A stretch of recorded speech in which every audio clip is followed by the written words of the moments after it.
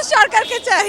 এটা হচ্ছে জাতি ধর্ম বর্ণ, যেহেতু আমাদের দেশে এখন একটা ধর্ম নিয়ে ঝামেলা চলতেছে, এই আনন্দ শোভাযাত্রার মাধ্যমে বা মঙ্গল শোভাযাত্রা, সেটার মাধ্যমে আমরা আসলে ধর্মটাকে আর মানে একীভূতভাবে দেখতেছি। আর হচ্ছে সবাই এখানে, সব পেশার সব ধরনের মানুষ, মানে সবাই আছে, সব ধরনের একটা অনুভূতি, মিশ্র অনুভূতি, এটা আসলে বলে বোঝাবো না।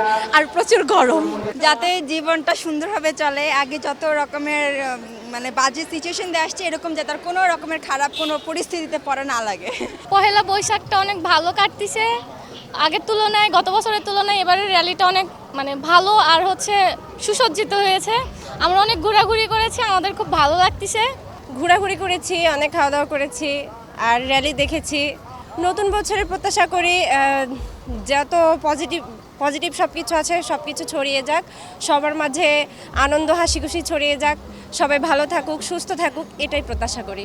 বাংলা নববর্ষের সংস্কৃতিটা যাতে আমাদের যে ওরা যে নেক্সট জেনারেশন যারা আছে, জেন অ্যালফা অ্যাকচুয়ালি, ওরা আসলে বাংলা সংস্কৃতির সাথে ওইভাবে পরিচিত না, তো যাতে আমাদের বাংলার সংস্কৃতিটা হচ্ছে গিয়ে ওরা জানে, আরও ভালোভাবে বুঝতে পারে, আর নববর্ষটা আমরা আসলে কীভাবে পালন করি সেটা যাতে জানতে পারে, এই কারণেই হচ্ছে গিয়ে ওকে নিয়ে এসেছি সাথে করে। আজ এইবার তো অনেক মোটিভ হয়েছে যেগুলো আমাদের ৩৬ জুলাইকে ইন্ট্রোডিউস করছে, যেরকম ফ্যাসিবাদের যে আমাদের সাবেক নেত্রী ছিল, তারও একটা মোটিভ আমরা দেখেছি।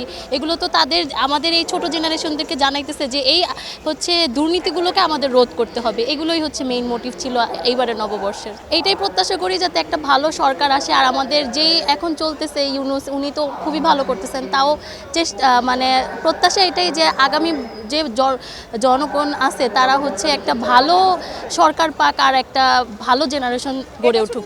মাছের ভর্তা দিয়ে পান্তা খামু, মাছের ভর্তা দিয়ে পান্তা খামু।